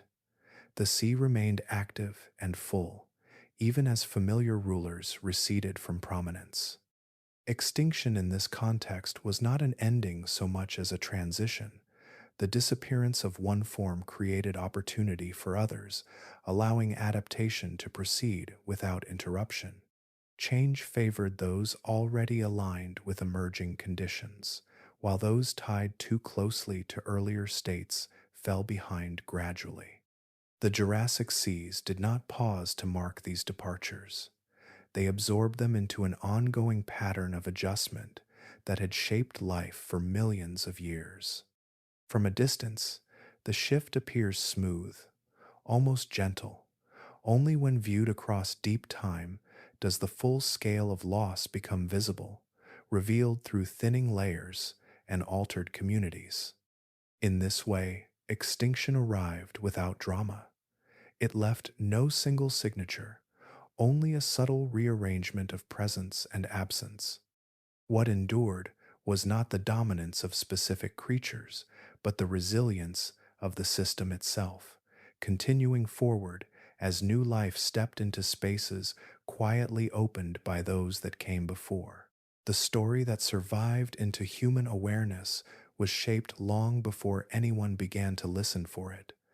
On land, bones stayed where they fell. Sediment gathered slowly around them, preserving outlines that could endure long enough to be found. Wind and water exposed these remains again in cliffs and badlands, presenting massive forms openly to anyone who happened to pass by. Discovery followed visibility. Large land skeletons commanded attention the moment they emerged. Their scale was immediately readable. Limbs rested where they once carried weight. Skulls faced outward, intact and unmistakable. These forms felt complete, as if time had paused carefully around them. They invited reconstruction and imagination with little resistance, offering clear anchors for stories about the past. The ocean did not cooperate in the same way. Its floor shifted, dissolved, and recycled relentlessly. What reached the surface from ancient seas did so fragment by fragment, rarely forming a whole. Bones surfaced isolated, stripped of context, scattered across layers that had traveled far from where life once unfolded. Even when recovered, these pieces felt incomplete, harder to assemble into a familiar picture. Because of this, the marine world remained abstract. Without towering skeletons rising from exposed rock, there was little to capture early curiosity. What could not be seen clearly was harder to name, harder to remember. Dinosaurs, firmly grounded in landscapes that humans could walk and touch, naturally took center stage. They occupied the same physical spaces, only separated by time. Public imagination followed what was easiest to grasp. Museums displayed what could be reconstructed convincingly. Books illustrated creatures whose outlines were well established. Education reinforced this focus, returning again and again to the same silhouettes. Over time, repetition solidified memory. Dinosaurs became shorthand for deep time itself, while marine rulers slipped quietly outside the frame. This imbalance was not a judgment of importance, but of access. Oceans concealed their history beneath kilometers of water and sediment, guarding it more effectively than any desert or canyon. The effort required to retrieve, interpret, and present marine fossils delayed their entrance into shared awareness. By the time they began to surface more clearly, the narrative had already formed. Memory shaped history as much as evidence did. What people encountered first defined the story they told later. Dinosaurs became central characters not because they were alone in dominance, but because their remains were easier to encounter, easier to assemble, and easier to visualize. The seas, equally influential, remained largely invisible. Only recently has this imbalance begun to soften. Advances in exploration and analysis have allowed marine fossils to speak more clearly. Yet their voices still arrive quietly, often without the immediate impact of land giants. They require patience, context, and reconstruction before their scale becomes apparent. The spotlight did not choose dinosaurs because the ocean lacked rulers. It chose what stood exposed. History, as remembered, followed the path of least resistance, shaped by what could be found and understood first. Beneath that familiar surface lies a deeper narrative, one that waited far longer to be seen, preserved not in wide open landscapes, but in stone hidden beneath the sea. The modern ocean carries echoes of much older arrangements, not as memory, but as structure. Long after Jurassic predators slipped into stone, the sea continued to reward certain ways of moving, feeding, and enduring. New animals arrived through different evolutionary paths, yet they settled into roles that feel familiar, as if the water itself remembered what worked. Whales, sharks, and dolphins now move through spaces once shaped by marine reptiles, filling positions defined by scale, speed, and reach. They patrol open water, migrate across basins, and anchor food webs through their presence.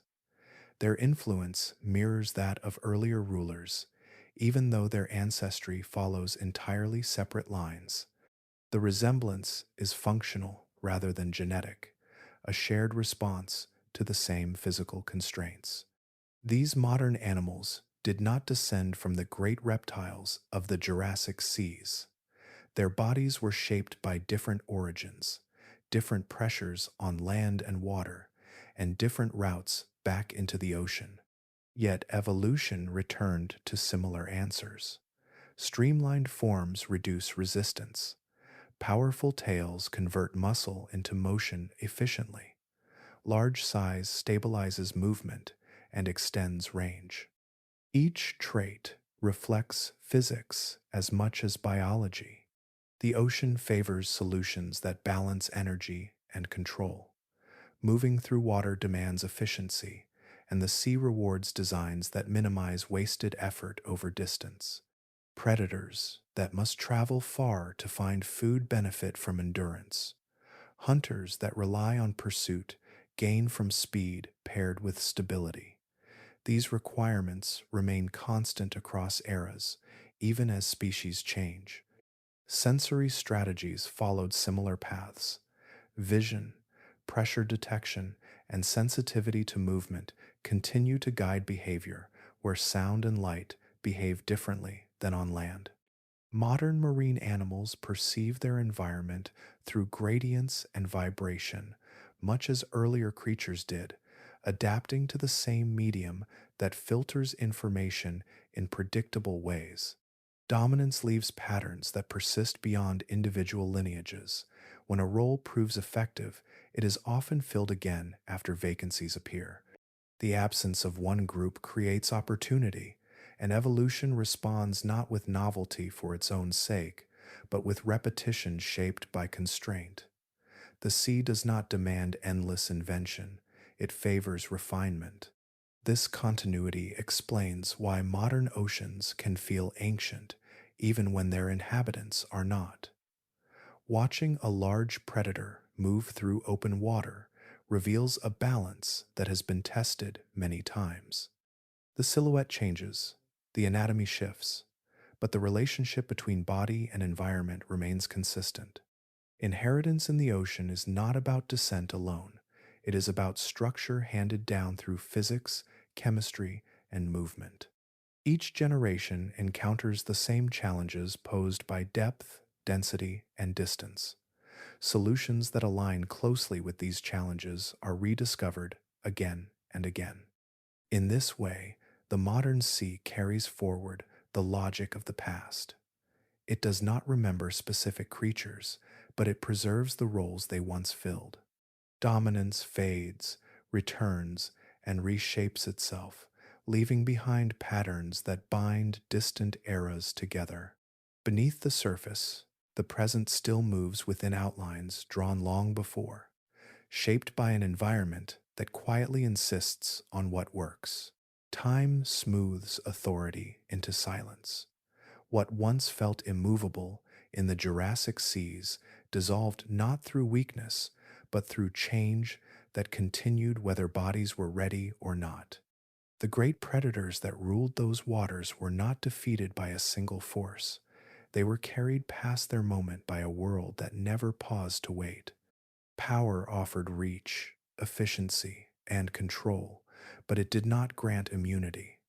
Large size anchored dominance only while conditions remained supportive. When temperature, chemistry, and circulation shifted, those advantages narrowed. Bodies built for one balance struggled to adjust as that balance drifted. Evolution moved, but always at a measured pace, step by step, while environments could transform across shorter spans, reshaping the rules between generations. Adaptation demands time, and time is not always available. Even the most successful predators were bound to systems beyond their control. Their strength depended on stable food webs, predictable prey, and environments that rewarded their design. When any part of that network weakened, pressure spread outward. Decline did not require collapse at the top. It began at the edges, where small disruptions accumulated quietly. Apex predators are often imagined as independent forces, but they are among the most dependent. Their survival rests on layers of life beneath them, each sensitive to shifts in climate and chemistry. When lower tiers faltered, the effects rose slowly upward. The disappearance of abundance did not announce itself loudly. It thinned margins, reduced resilience, and narrowed options until once dominant forms became vulnerable without ever facing direct challenge. The ocean absorbed these changes without hesitation. It did not record intention or outcome, only motion. New patterns replaced old ones as seamlessly as tides replace tides. What mattered was not who ruled before, but which forms aligned best with the present conditions. In this way, memory belonged to the environment, not the creatures within it. Fossils offer brief pauses in this flow. They interrupt deep time with moments of preservation, allowing glimpses into worlds otherwise erased. Yet they are fragments, not complete stories. Each preserved skeleton represents countless lives that passed without trace. Absence outweighs presence in the record, reminding us that what we see is shaped by chance as much as by truth. From these remnants, lessons emerge without commentary. Dominance is temporary. Success depends on harmony with conditions that are never fixed. Even the most capable forms rely on systems that can shift beyond their capacity to follow.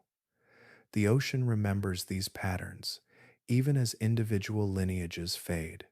What we forget easily is how quietly these transitions occur.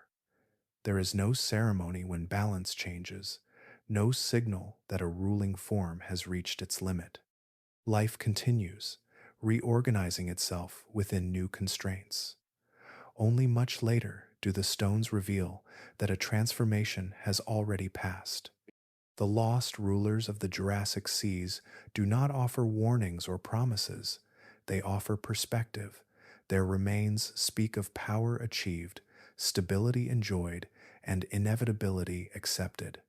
In the long story written beneath the surface, permanence is rare, and endurance belongs not to strength alone, but to those forms able to move with change rather than resist it.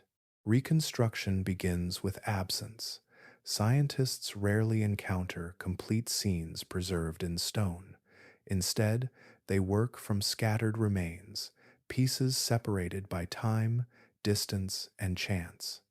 A single bone may arrive without its companions, lifted from sediment that has traveled far from its origin. From these fragments, understanding grows slowly, guided by patterns rather than certainty. Fossils serve as anchors, fixing life to a specific moment and place. Their shapes, textures, and proportions carry information about strength, flexibility, and motion. Joint surfaces suggest range of movement. Muscle attachment sites hint at power and endurance. Even damage matters. Breaks and wear reveal stress experienced over a lifetime. None of this forms a narrative on its own, but together these details outline what was possible. To extend these outlines, scientists turn to living animals. Modern forms provide reference points, not as direct matches, but as functional comparisons.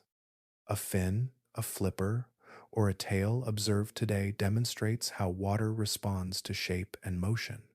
By aligning fossil anatomy with living examples, researchers test whether proposed movements are efficient or implausible.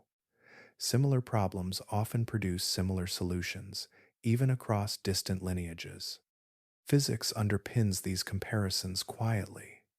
Water density, drag, and buoyancy impose strict limits. An animal of a given size can only move in certain ways without expending unsustainable energy. By modeling body mass and surface area, scientists estimate cruising speed, acceleration, and turning ability. These calculations narrow the range of behaviors an extinct creature could perform, filtering imagination through constraint. Chemistry adds further depth. Isotopes locked within fossilized bone and teeth reflect the water conditions in which an animal lived. Ratios of certain elements correspond to temperature, salinity, and sometimes depth. Traces preserved in tooth enamel can hint at diet, distinguishing between prey types consumed over time. These signals persist long after soft tissue has vanished, offering quiet testimony to vanished environments. Even sediment tells a story. The surrounding rock records currents, oxygen levels, and the presence of microbial life. Grain size reveals whether remains settled gently or were carried forcefully. Together with fossil evidence, these details rebuild context, situating animals within dynamic systems rather than isolating them as static specimens. Despite this care, the picture remains incomplete. Gaps are unavoidable. Soft tissues rarely survive. Behavior leaves subtle traces at best. Entire stages of life may pass undocumented. Scientists acknowledge these absences openly, refining models as new evidence appears, discarding interpretations that no longer fit. Rebuilding an invisible world requires patience and restraint. Each conclusion is provisional, balanced between what is preserved and what must remain unknown. The result is not a single story, but a layered understanding that grows clearer without ever becoming final. In this careful assembly, the past returns not as spectacle, but as a measured reconstruction, respectful of the silence that still surrounds it. Unfamiliarity often begins with absence. These marine creatures do not greet us through living descendants that move through today's seas. There is no direct counterpart, gliding past a coastline or surfacing for air that quietly bridges the gap between then and now. Without that continuity, recognition falters, and the mind struggles to place what it sees. Their body plans deepen this distance. Proportions stretch and compress in ways that feel undecided between known categories. Necks extend beyond expectation. Heads balance on frames that appear mismatched to modern instincts. Limbs reshape themselves into forms that resemble neither fins nor feet as we know them.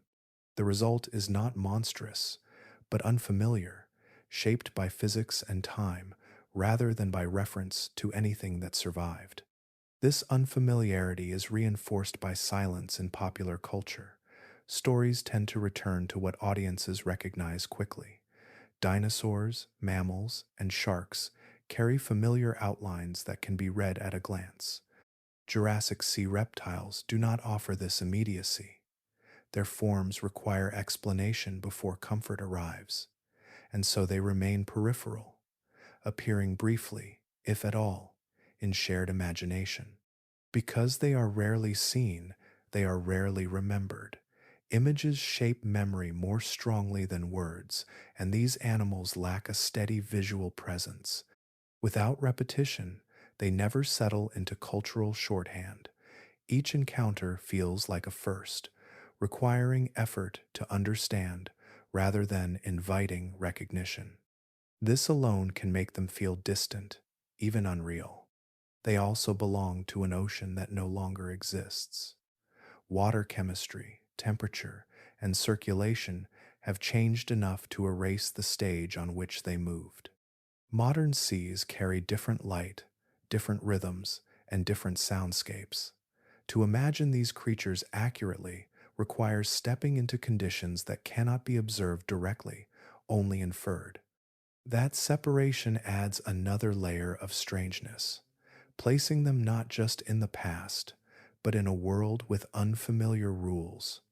Familiarity shapes both fear and fascination. What we know well feels manageable, even when it is powerful. What lacks reference feels unsettling or abstract. These marine reptiles fall into the latter category, not because they were more dangerous than other predators, but because they occupy no clear mental slot. Without comparison, scale becomes harder to judge, and behavior becomes harder to predict. Yet, this unfamiliarity also holds quiet appeal.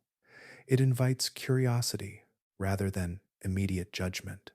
Their forms suggest that life does not always circle back to the same solutions, even when faced with similar challenges. They remind us that evolution explores widely before paths narrow, leaving behind shapes that feel surprising only because they did not persist. These creatures feel alien because they escaped the filters of familiarity. They left no living ambassadors. They avoided the spotlight that cements recognition. They belonged fully to an ocean whose memory has thinned with time. In that distance, they retain their strangeness, not as spectacle, but as evidence that Earth's past contained worlds structured very differently from the one we know. Measured against the slow rhythm of Earth, even dominance becomes fleeting. The marine rulers of the Jurassic did not pass quickly through the world. They endured across spans of time so long, they resist intuition, persisting through shifting coastlines, drifting continents, and climates that never settled for long. Their lives unfolded across millions of years, long enough for generations to rise and vanish without ever sensing change. Human history occupies only a narrow sliver by comparison. The entirety of recorded memory would barely register as a surface ripple against the depth of time these creatures inhabited. Our oldest stories reach back thousands of years, sometimes tens of thousands at most. That scale feels immense to us, yet it is almost weightless when placed alongside the stretches that shaped ancient oceans. Perspective shifts quickly once these measures align. Memory depends on presence. It requires witnesses, continuity, and repetition. When no living line remains to observe, retell, or pass along behavior, remembrance dissolves. The marine reptiles of the Jurassic left no descendants to carry their outlines forward through time. When the last of them disappeared, their daily motions ceased entirely, leaving only stone as a record. Without observers, even long rains slip into obscurity. Geological time does not preserve moments. It moves slowly and without emphasis, smoothing detail into pattern. Sediment settles, compacts, and transforms. Layers stack quietly, each one reducing clarity of what came before. The passage of time erases not through violence, but through accumulation, covering memory beneath weight rather than stripping it away. Oceans, in particular, rewrite themselves continuously. Currents shift, basins open and close. Entire seafloors are recycled into the planet's interior and replaced by new crust. What once hosted thriving ecosystems may sink deep beyond retrieval. The setting itself changes until the original context becomes impossible to reconstruct fully. Even when fossils survive, the world they belong to has often vanished. This scale of change explains how such dominant creatures could fade so thoroughly from awareness. Their disappearance was not sudden, but their erasure was thorough. Time did not single them out. It treated them as it treats all things, allowing traces to remain while removing immediacy. What lasted was not their image, but the rules that shaped them. Patterns persist longer than forms. The physics of water, the constraints of movement, and the balance of ecosystems continue to operate regardless of which species occupies them. While specific creatures vanish, the underlying structure remains available to be filled again. In this way, time erases without destroying, clearing space rather than ending stories outright. Understanding this scale reshapes how absence is interpreted. Forgetting does not imply insignificance. These animals were not minor actors lost by chance. They were major presences whose memory thinned because time kept moving long after witnesses were gone. The ocean flowed on, remade itself repeatedly, and carried no obligation to remember. What remains now are quiet signals embedded in stone. They speak across distances so vast that familiarity cannot survive the crossing. In that distance, erasure feels complete, yet it is simply the result of time operating as it always has, steadily, patiently, and without pause, allowing even the longest chapters to settle gently out of view. Discovery often begins far from certainty. Beneath coastlines, deserts, and open sea, layers of stone still hold shapes no one has seen. Many marine fossils remain buried where ancient oceans once settled, sealed beneath sediment that hardened long before human curiosity turned toward it.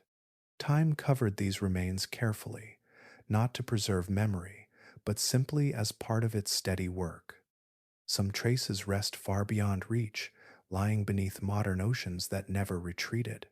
Entire Jurassic seabeds were carried downward or reshaped as plates shifted, leaving fossils locked below kilometers of water and rock. These places resist exploration, not through danger alone, but through distance and expense. What survives there does so quietly, waiting without any expectation of discovery. Even on land, access is uneven. Erosion exposes some layers while concealing others. A single storm or landslide can reveal what centuries of calm did not. In other places, promising formations remain untouched, either protected, remote, or unnoticed. Chance still governs much of what enters scientific record, shaping understanding as much as intention. When fossils do surface, they rarely arrive alone in meaning. Each new find adjusts what was thought secure. A bone appearing in an unexpected layer can shift timelines. A specimen showing unfamiliar proportions can suggest behaviors never considered. Small details ripple outward, requiring earlier assumptions to be revisited and refined. Progress emerges through revision rather than completion. These discoveries do not provide closure. They add context. A jaw fragment clarifies feeding strategies. A vertebra suggests movement through water at certain depths. Trace fossils hint at migration routes or social behavior. Each piece fits into a broader picture that remains incomplete, yet increasingly textured. Understanding grows not through final answers, but through accumulation. Gaps remain large by necessity. Soft tissues decay. Juvenile forms disappear more easily than adults. Entire species may have left no record robust enough to survive geological processes. What we reconstruct is shaped by survival bias, influenced by which environments favored preservation and which erased evidence entirely. Absence does not equal rarity, only loss. As technology advances, methods expand. Imaging reveals internal structure without damaging stone. Chemical analysis extracts environmental information invisible to the eye. Remote exploration begins to map seafloors, once considered unreachable. With each improvement, possibilities widen, not toward certainty, but toward deeper inference. The story of Jurassic marine life remains unfinished because it depends on a record never meant to be complete. Earth did not archive its past for retrieval. What survives does so incidentally, filtered through countless transformations. Scientists work within this limitation, acknowledging that every conclusion rests on provisional ground. What lies undiscovered is not merely a list of missing species. It includes interactions, behaviors, and entire ecosystems that can only be glimpsed indirectly. Future discoveries will not overturn what is known, but they will complicate it, adding nuance and shifting emphasis. In this unfinished state, the past remains active rather than resolved. The hidden portions of ancient seas continue to influence understanding through their absence. Each fossil found narrows uncertainty while revealing how much still lies beyond reach. The ocean keeps its secrets patiently, allowing only fragments to surface, enough to guide imagination, never enough to complete the picture.